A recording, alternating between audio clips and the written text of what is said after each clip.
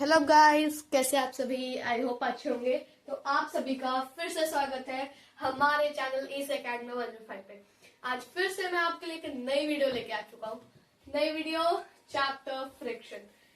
As always कि हम friction पढ़ तो चुके हैं पर रिलेटेड पूरा डिटेल में हम नहीं गए हैं।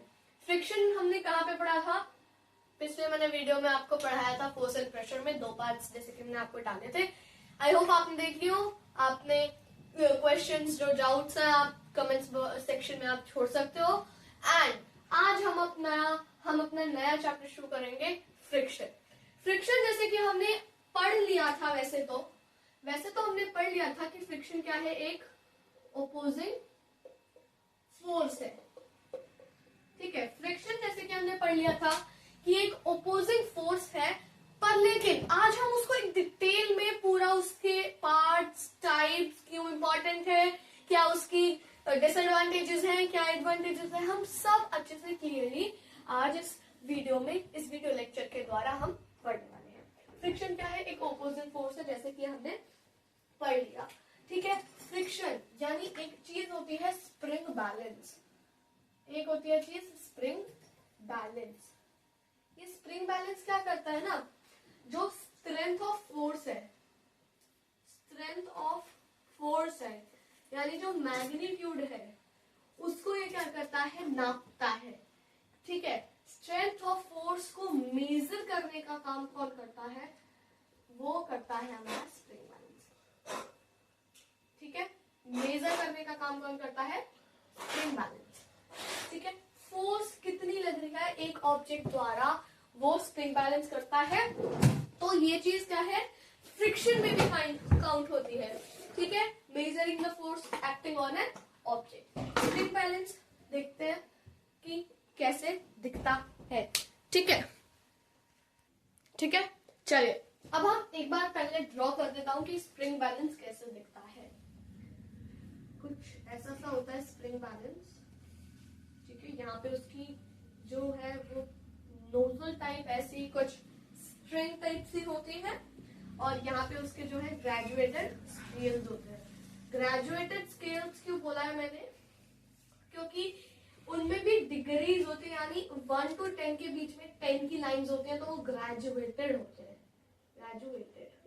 तो ये ग्रेजुएटेड स्केल के बीच में आपका स्ट्रेंथ ऑफ फोर्स मैग्नीट्यूड जो है वो नापा जाता है। तो यानी न्यूटन जो है वो आपका नापा जाता है। अब इस न्यूटन को अगर आप केजी में कन्वर्ट करना चाहते हो तो आप डिवाइड करते हो 10 से, और अगर आप केजी को न्यूटन में चेंज करना चाहते हो तो आप इंटू करते हो 10 से।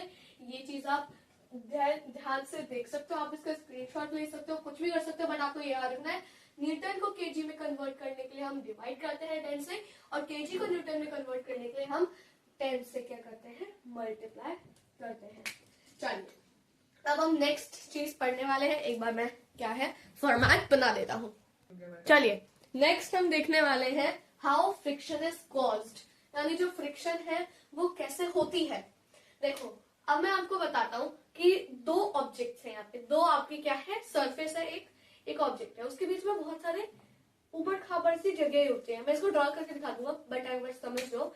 और इस जो ये स्मूथ सरफेस है इसमें भी मिनट्स ऑफ इंटरलॉकिंग सिस्टम है, इसलिए ये यहाँ पे ऐसे रुक जाता है। अगर मैं मानूं कि मैं इसको ऊपर से यहाँ तक गिरूंगा तो ये यहाँ पे आके रुक जाएगा। ये क्यों नहीं रुक रहा है ऊपर? क्योंकि यहाँ पे ग्रेविटेशन इसको पुल कर रही है। अब अगर मैं यहीं पे ही अगर मैं इसको ऐसे कर दूं और इसको रोल करूं तो इन रोल होते होते होते होते नीचे गिर जाएगा और नीचे जाके ये रुक जाएगा। क्यों रुक गया? क्योंकि वहां पे कुछ ऐसे इंटरलॉक हो जाएगा जो ये आगे पीछे नहीं हो पाएगा। कैसे, एक बार समझते हैं। ये मेरा एक ऑब्जेक्ट है, उसके नीचे कुछ ऐसे इंटरलॉक्स होते हैं। अब ये है मेरा सरफेस जो है वो कुछ इस तरीके से इसको इंटरलॉक करके बैठा है। कुछ ऐसे मेरा सरफेस इसको इंटरलॉक करके बैठा है, तो ये जो है ये ना आगे बढ़ेगा और ना ही पीछे जाएगा, तो ये एक जगह पर रुक जाएगा। अब ये जो होते हैं ये बहुत मिनट्स के होते हैं, यानी बहुत ही छोटे छोटे इंटरलॉक्स होते हैं।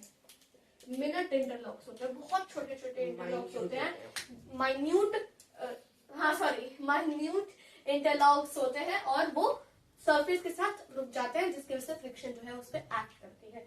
अब एक चीज आप समझ लो, अगर इंटरलॉक जो है वो कम है तो फ्रिक्शन भी कम है, इंटरलॉक अगर ज्यादा है तो फ्रिक्शन भी क्या है, ज्यादा है। ठीक है, और अगर स्पीड ज्यादा है तो फ्रिक्शन कम होगा। क्यों होगा ये हम आगे समझते हैं कि ये कैसे एकदम इनवर्स प्रोपोर्शनल है, कैसे डाइवर्स प्रोपोर्शन है, डायरेक्ट प्रोपोर्शन हम सब पढ़ेंगे, सब समझेंगे। ठीक है, अब समझ लेते हैं हाउ फ्रिक्शन इज कॉज्ड। आपको समझ में आ गया कि दो ऑब्जेक्ट, सॉरी एक सरफेस। अच्छा, मैंने आपको बताया था कि फ्रिक्शन जो है वो कॉन्टैक्ट फोर्स क्यों है।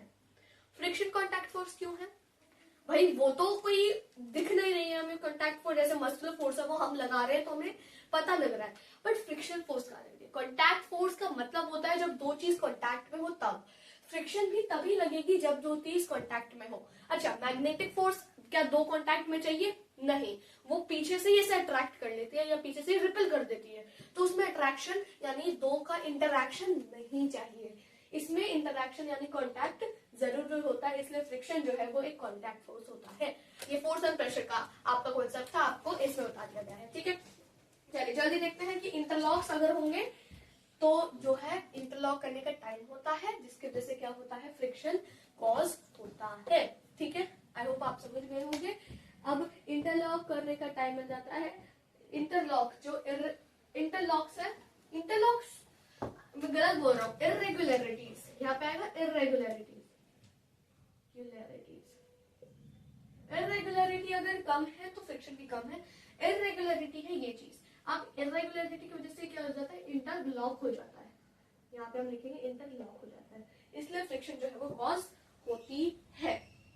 अब अगर मेरी कोई भारी चीज है, मैं उसको बहुत टाइट, मतलब मेरे को बहुत ज्यादा ही प्रेशर यानी बहुत ज्यादा फोर्स लगानी पड़ती है एक भारी ऑब्जेक्ट को पुश, पुल या लिफ्ट करने के लिए।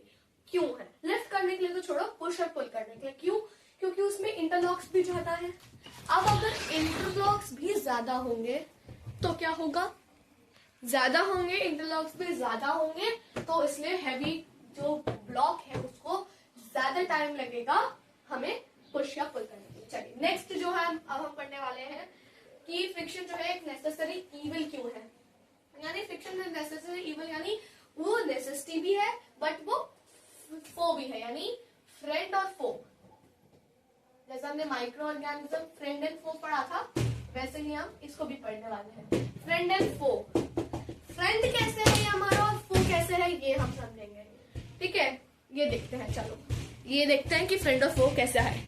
ठीक है, तो फ्रेंड कैसे है मैं आपको बताऊं तो हमें टायर्स में स्टॉपेज के लिए, ब्रेक्स में स्टॉपेज के लिए, ठीक है, और किसी चीज को स्टॉप करने के लिए ये फ्रेंड है। ठीक है, ये क्या है, एक फ्रेंड है। नेल को क्या करने के लिए, वॉल में इंसर्ट करने के लिए, ये एक फ्रेंड है। अब ये तो हो गई फ्रेंड वाली बातें। दुश्मनी वाली बातें क्या है, दुश्मनी वाली बातें क्या है कि भाई आपका क्या होगा, हीट प्रोड्यूस करता है, जला सकता है किसी चीज को अगर आप विगरसली मतलब बहुत तेज अगर आप रब करोगे तो उसमें फ्रिक्शन प्रोड्यूस होगी। जैसे आप रब करते हो हैंड्स को, इसमें फ्रिक्शन प्रोड्यूस होता है और ये गर्म हो जाता है आपके हैंड्स। ऐसे ही मशीन्स में होता है। ठीक है, मैचस्टिक फो कैसे हो गया, हीट प्रोड्यूस करता है ये। ठीक है, और कैसे हो गया कि आपका हीट प्रोड्यूस करता है, आपके बहुत सारे क्या है बॉन्ड स्टेप्स ऑफ, यानी बॉन्ड ऑफ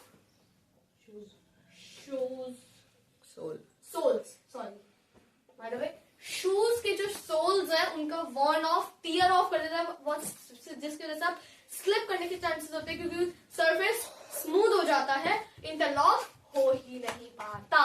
ठीक है, ये हो गए कुछ फ्रेंड एंड फो वाली बातें। ठीक है, अब क्या है कि आप अगर फ्रिक्शन नहीं होगा तो क्या कर पाओगे। फ्रेंड कैसे है, आपको राइट लिखने में मदद करता है। ठीक है, आपको लिखने में कौन मदद करता है, लिखने में मदद करता है फ्रिक्शन। आपका वॉक में कौन मदद करता है, वॉकिंग में मदद करता है आपका फ्रिक्शन।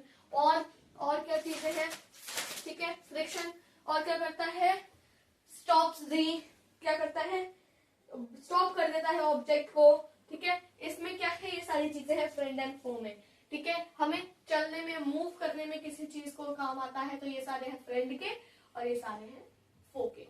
अब आपको आई होप समझ में आ गया कि फ्रिक्शन नेसेसिटी भी है और दुश्मन भी है, ठीक है, दोनों है। अब हम फ्रिक्शन को कम ज्यादा कैसे करते हैं, कैसे हम उसको डेली लाइफ में यूज करते हैं, अब हम वो समझते हैं, ठीक है। क्या फ्रिक्शन को हमें ज्यादा रखना चाहिए या कम रखना चाहिए, ये समझेंगे। देखो, फ्रिक्शन कहीं कहीं ज्यादा होना चाहिए और कहीं कहीं बहुत कम, या कहीं कहीं बहुत ही ज्यादा। क्यों होना चाहिए मैं आपको अभी बताने वाला हूँ, ठीक है। फ्रिक्शन ज्यादा और फ्रिक्शन कम कैसे करें। देखो, अगर हम डेली की चीजें में यूज करें तो फ्रिक्शन हम ज्यादा कहाँ पे होता है, टायर्स में।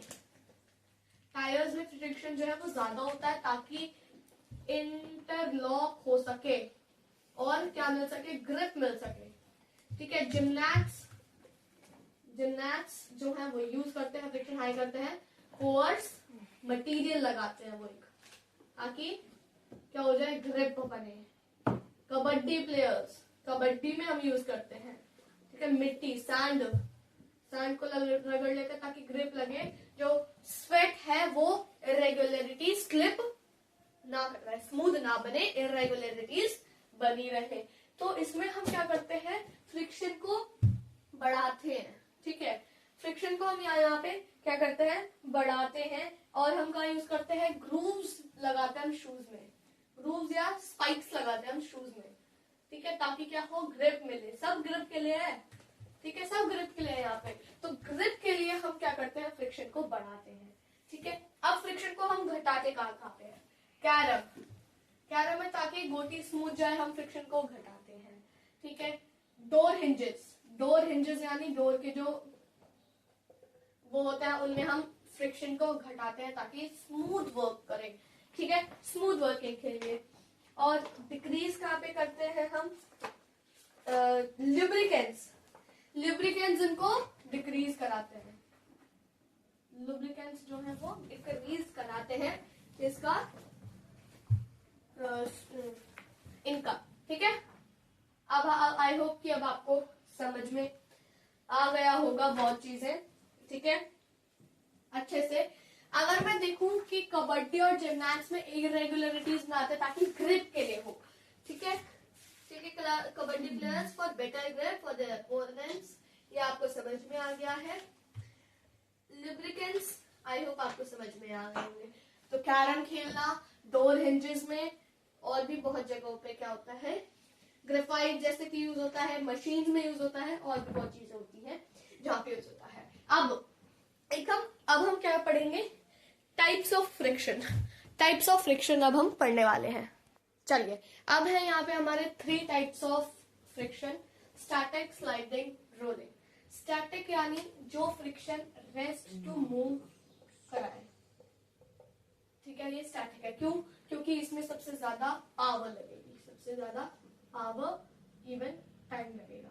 तो ये सबसे हायर ग्रेटर जो होती है वो स्टैटिक फ्रिक्शन होती है। स्लाइडिंग फ्रिक्शन, जब मूविंग सरफेस, जब कोई मूविंग ऑब्जेक्ट होगा उस पे एक स्लाइडिंग जो है वो लगेगी।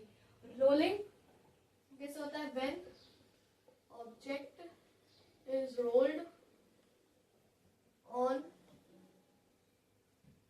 rolls on नहीं, when the body rolled on the surface पे रोल कराई जाए तो उसमें सबसे कम रोलिंग होता है। क्यों, क्योंकि इसमें इरेगुलरिटीज होती नहीं है, वो रोल कर जाता है, इरेगुलरिटीज खत्म ही कर देते हैं। मतलब हम कहीं पे भी खत्म नहीं कर सकते इरेगुलरिटीज को बिल्कुल अच्छे तरीके से, हम थोड़ा थोड़ा खत्म कर सकते हैं बट पूरी तरह हम इरेगुलरिटीज को कहीं खत्म नहीं कर सकते, ठीक है। तो ये 3 टाइप्स ऑफ फ्रिक्शन आपको याद रखने हैं। स्टैटिक सबसे ग्रेटेस्ट होती है सॉरी।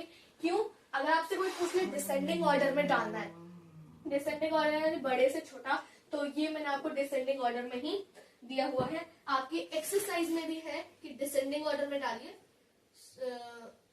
सबसे डिसेंडिंग यानी सबसे कम, सबसे ज्यादा किसमें होता है, सबसे ज्यादा होता है इसमें, देन इसमें, ठीक है। आपको डिसेंडिंग ऑर्डर में डालना है, यानी बड़े से छोटा में डालना है। ठीक है, ठीक है, आई होप आप समझ गए होंगे। स्टैटिक यानी rest to move, rest to motion में, रेस्ट टू मोशन में जो डाले मोशन, रेस्ट टू मोशन में जो क्या डाले, रेस्ट टू मोशन में जो चीज डाले वो स्टैटिक फ्रिक्शन है। ठीक है, स्लाइडिंग फ्रिक्शन रोलिंग फ्रिक्शन से बड़ा होता है। क्यों? क्योंकि इसमें मूविंग ऑब्जेक्ट पे लगाया होता है। ठीक है, मूविंग ऑब्जेक्ट पे जो फ्रिक्शन लग रही होती है वो स्लाइडिंग है। रोलिंग सबसे कम है। क्यों? क्योंकि इसमें रोल कर देते हैं हम बस। ठीक है, आई होप आपको ये तीनों टाइप्स समझ में आ गए होंगे।